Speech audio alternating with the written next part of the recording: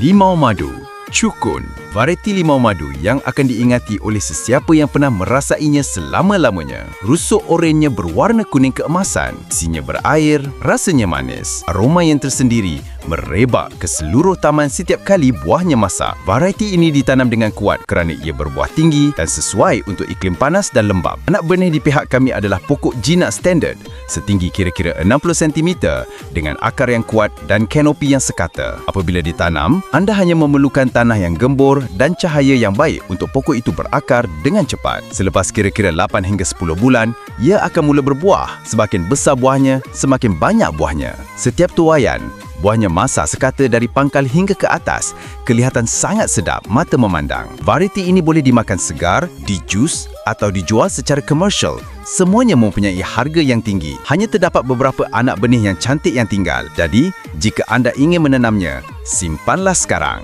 Kerana selepas kelompok ini, anda perlu menunggu sehingga tanaman seterusnya.